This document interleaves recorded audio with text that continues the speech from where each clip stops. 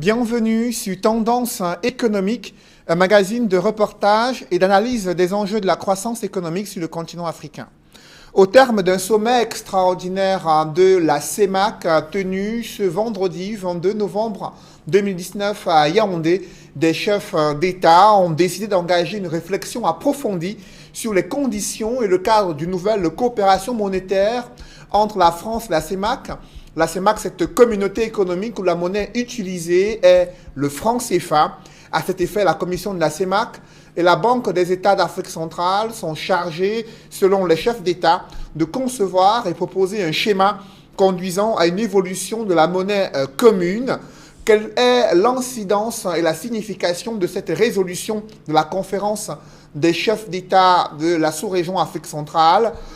3 ans après le marasme économique, la sous-région Afrique centrale, notamment la CEMAC, confrontée jusqu'à ce jour à une faible intégration régionale, peut-elle migrer vers une nouvelle coopération monétaire?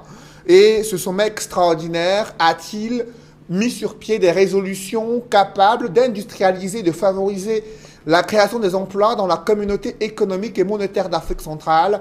Pour analyser et décrypter cette situation, je reçois sur ce plateau le professeur Pierre Alaka Alaka. Bonsoir. Bonsoir Cédric Noufélé, bonsoir à vos téléspectateurs et merci de m'avoir invité. Vous êtes expert en fiscalité, vous êtes également enseignant d'université, vous avez publié des ouvrages sur le développement de l'Afrique et la fiscalité sur le continent africain, également analyste des politiques économiques. Il y a ce sommet extraordinaire des chefs d'État d'Afrique centrale qui s'est tenu au Palais de l'Unité ce 22 novembre 2019 à Yaoundé. Et l'une des résolutions, c'est la décision des chefs d'État d'engager une réflexion approfondie sur les conditions et le cadre de la coopération monétaire entre la France et la zone CEMAC. D'abord, cette coopération monétaire concernant le franc CFA, de quoi il s'agit? Avant de répondre à votre question, je me réjouis de ce que la CEMAC, qui est la communauté économique et monétaire de l'Afrique centrale, a jusqu'ici parlé uniquement des questions économiques. Et si aujourd'hui on a abordé les questions monétaires, ça veut dire qu'il y a une avancée qu'il faut féliciter. Et maintenant, vous voulez savoir quel est l'état de la coopération monétaire, c'est ça? Tout à fait, les axes de coopération pour que les téléspectateurs comprennent quelle est d'abord la situation actuelle et pourquoi ensuite engager une telle réflexion aujourd'hui. Alors, pour me résumer, la situation actuelle, c'est que les États de l'Afrique centrale n'ont pas de monnaie. Ces États utilisent une monnaie qui est en réalité une devise pour la France, mais pour nous, c'est une espèce de monnaie et de papier sans valeur parce que ce n'est pas interchangeable en dehors de passer par la France.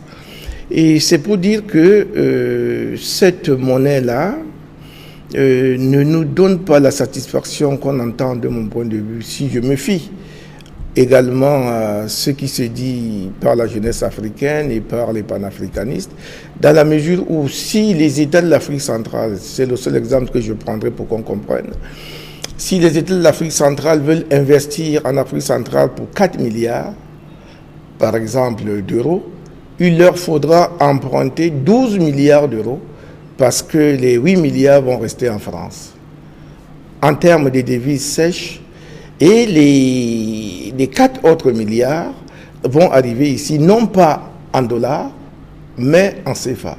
Ça veut dire que les 12 milliards d'euros qu'on a empruntés restent entièrement en France en dollars. Nous ne recevons qu'à peu près 35% mais en CFA, pas en dollars, pas en devises.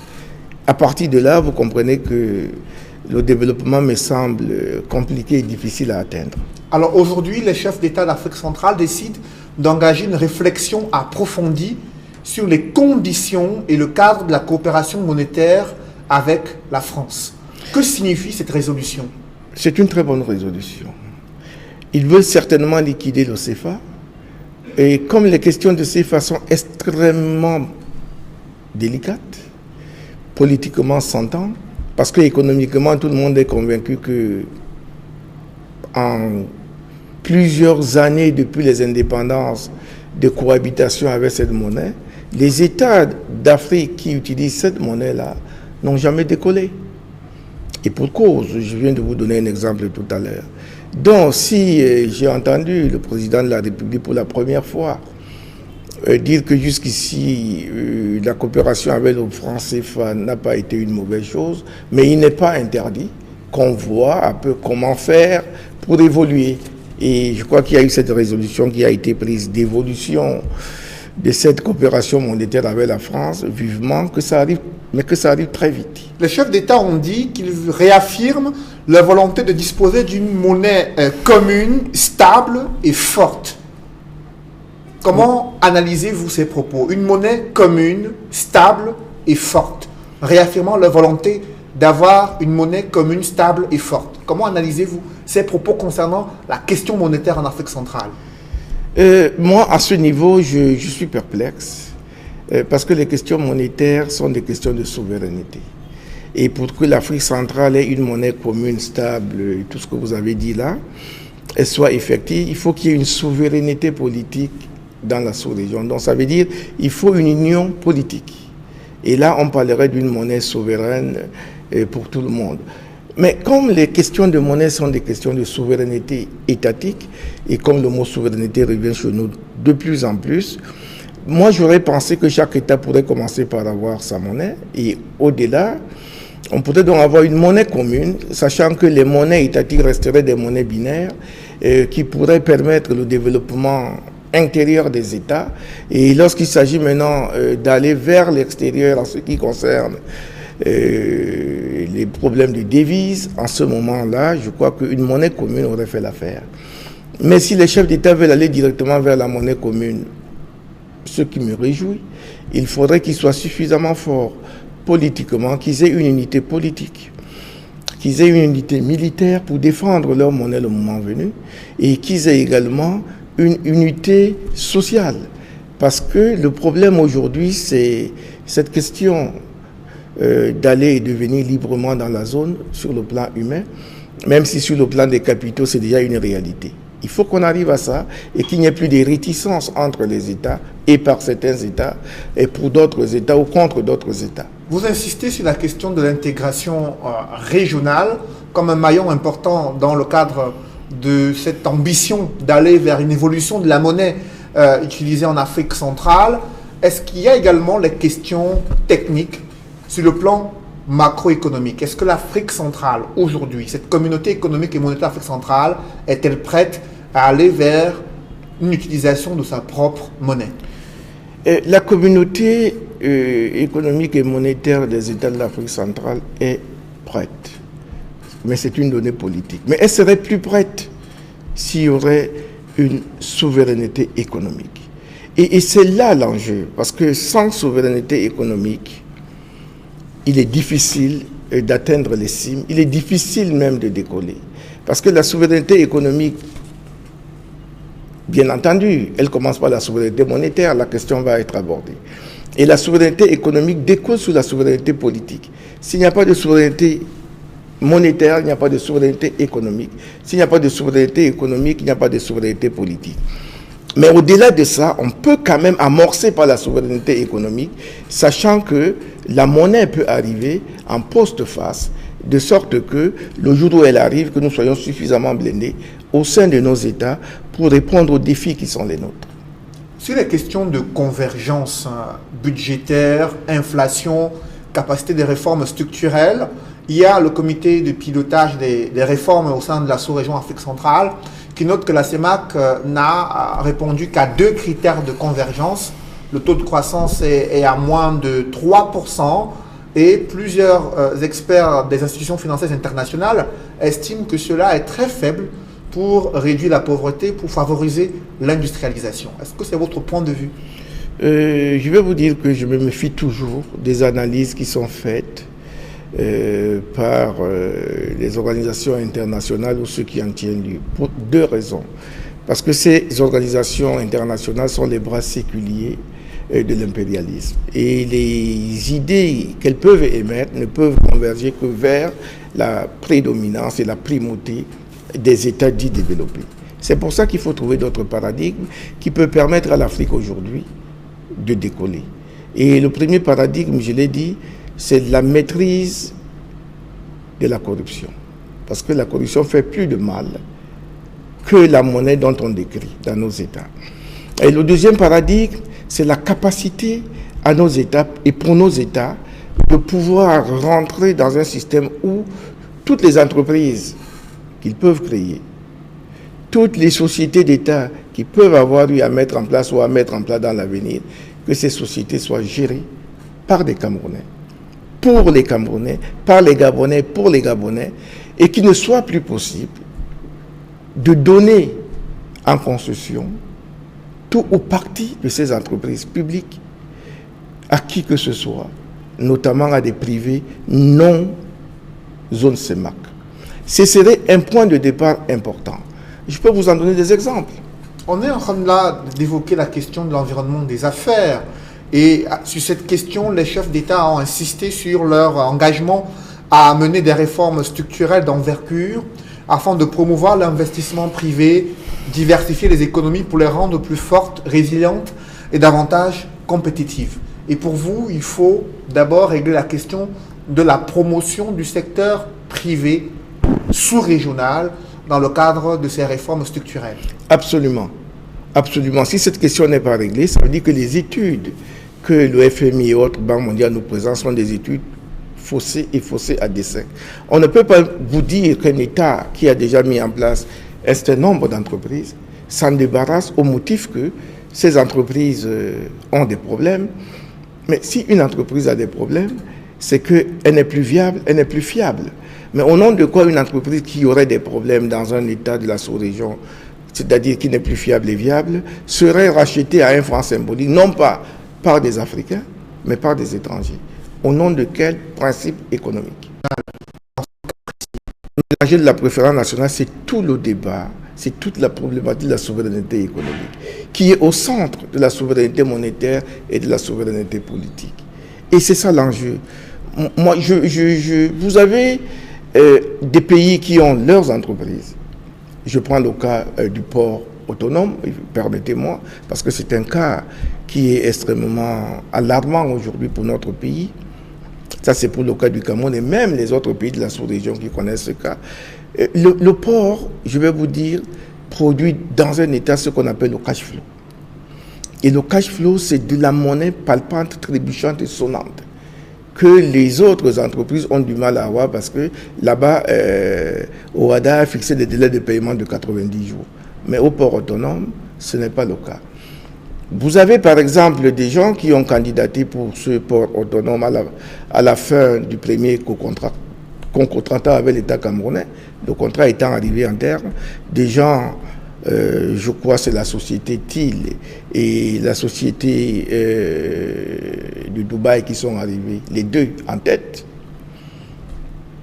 Et la société TIL a gagné, nous le savons tous, on a lu les journaux, à 95,5 sur 100 par rapport à 75,5 sur 100 à la société de Dubaï. Mais d'où vient-il que ce contrat ne soit pas signé pour que au 1er décembre ou au 1er janvier 2020, que ce nouveau concessionnaire puisse commencer à mettre en œuvre son programme de travail et faire gagner à l'État 450 fois plus que l'autre co-contractant qui venait de partir et qui n'est même pas arrivé parmi les 7 premiers. Le chef de l'État a demandé sur instruction à la direction générale du port de Douala d'attendre la décision de justice concernant un litige par rapport à l'appel d'offres pour la sélection du nouvel opérateur pour la concession du terminal à conteneurs de Douala. Mais pour autant, où se trouve l'intérêt des Camerounais dans cette bataille pour le contrôle de la gestion de ce terminal à conteneurs?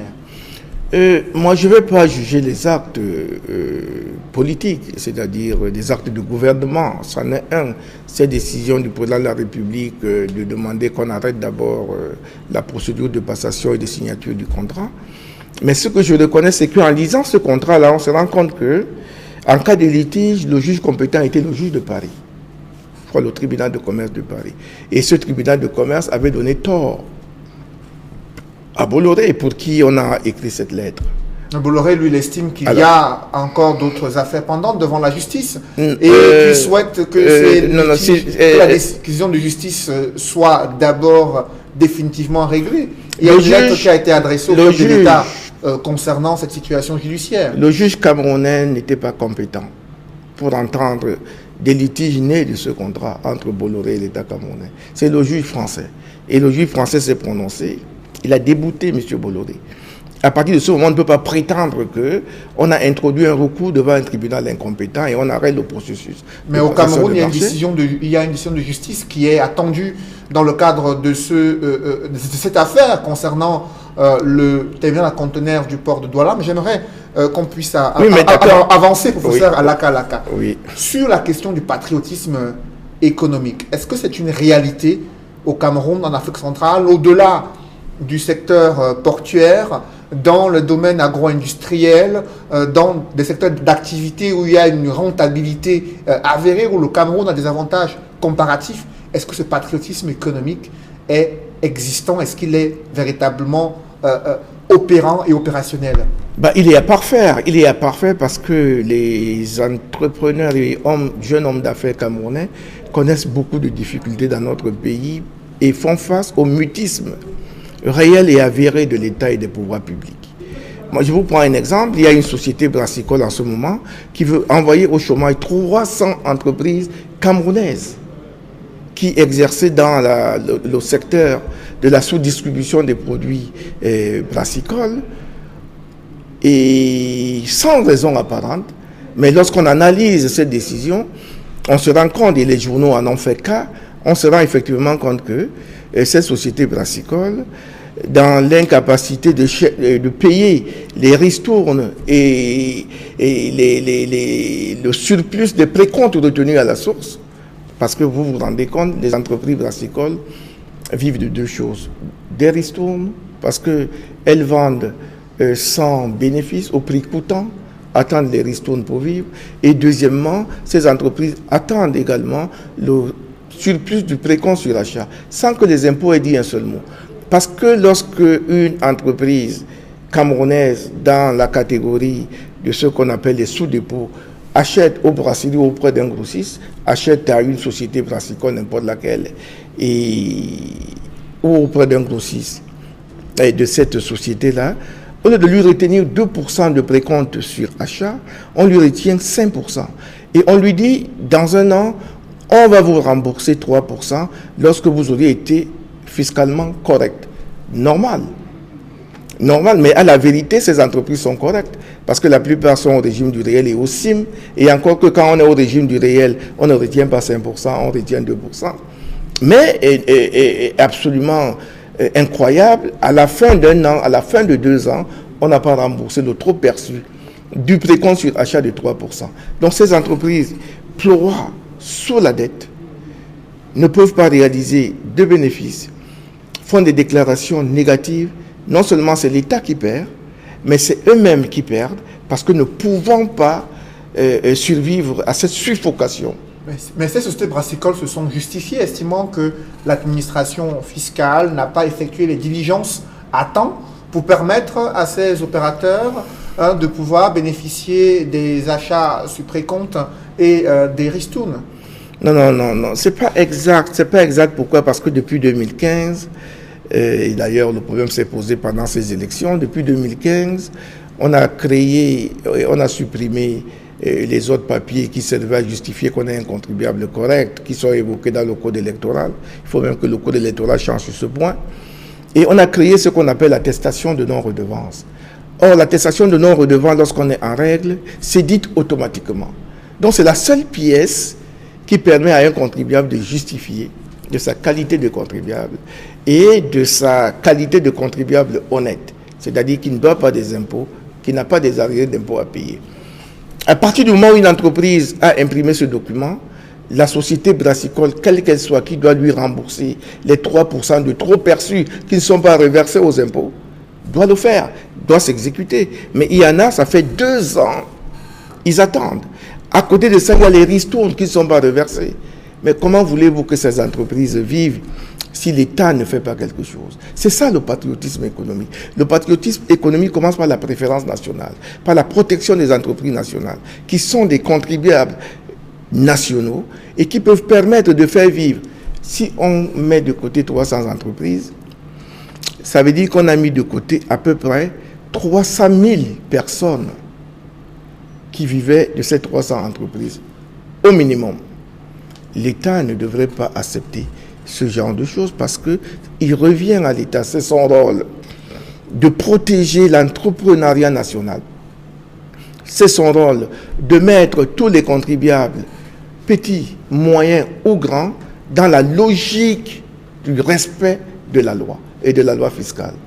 Et de la loi qui est celle de la République, parce qu'il y a un décret du président de la République qui fixe les conditions de distributeurs, les conditions de distribution des produits brassicoles. Dès cet instant-là, ce décret doit être respecté parce que c'est ce décret qui prévoit, en tout cas les ristournes, mais en matière de précompte sur achat, ce décret n'a pas prévu ce précompte-là à 5% parce que la loi fiscale l'a prévu à 2%.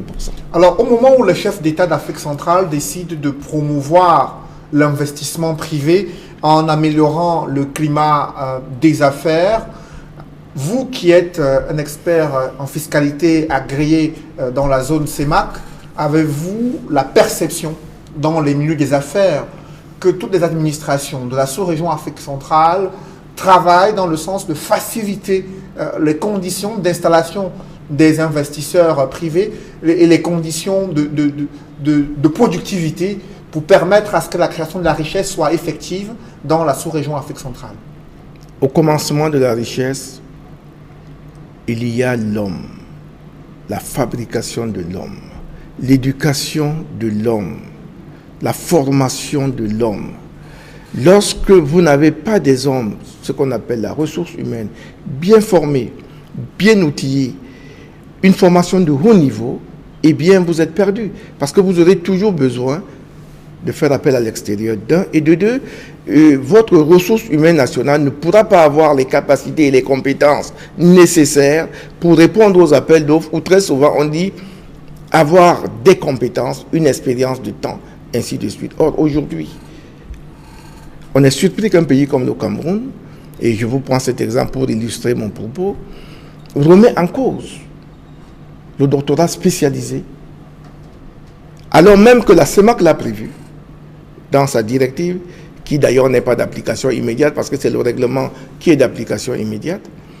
Tout un secrétaire général des services du Premier ministre, excusez-moi, je dois le nommer, remet en cause tout ce que nous disons, parce que lorsque vous voulez avoir une économie résiliente, il vous faut des hommes. Prenons le cas du secteur portuaire. Les formations professionnelles s'arrêtent à master, alors qu'on pourrait avoir des formations professionnelles jusqu'au cycle de doctorat. J'ai dit, prenons le cas du port autonome, où il y a un domaine, un secteur transit et transport, et logistique. Transport, transit, logistique.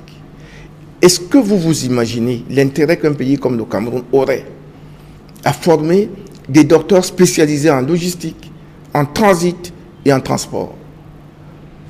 À ce niveau de réflexion, vous pouvez être sûr que ces gens-là, les questions de compétences qui se posent au port autonome lorsqu'on veut candidater à sa gestion ne se poseraient plus. Mais le secrétaire général des services du Premier ministre a insisté sur la même directive de la CEMAC pour justifier la raison pour laquelle le Premier ministre demande au ministre de l'Enseignement supérieur de mettre un terme à ces doctorats de spécialisation en attendant de voir plus clair sur les contenus de ces formations. Le Premier ministre et le secrétaire général des services du Premier ministre n'a ni titre ni qualité parce que c'est lui qui a signé cette lettre pour le faire. Il a précisé que c'est sur instruction du Premier ministre. Le Premier ministre n'était pas, son document. le Premier ministre n'était pas absent à ma connaissance. Et tant que le Premier ministre est présent, c'est lui qui est le chef du gouvernement. Le secrétaire général des services du Premier ministre n'est que le secrétaire général des services de l'immeuble Étoile. Qui exécute les décisions de sa hiérarchie, qui peut lui instruire, effectivement, d'envoyer une correspondance à l'un des membres du gouvernement. Non, si c'est un... Effectivement, il n'est pas juriste. S'il était juriste, il n'aurait jamais signé. J'ai appris qu'il était... Non, on va rester sur les questions de fond. D'accord. Alors, les questions de fond, c'est quoi? C'est que s'il était juriste, il ne l'aurait pas signé. Parce que il y a ce qu'on appelle en droit administratif la hiérarchie des pouvoirs. Le principe de la hiérarchie des pouvoirs.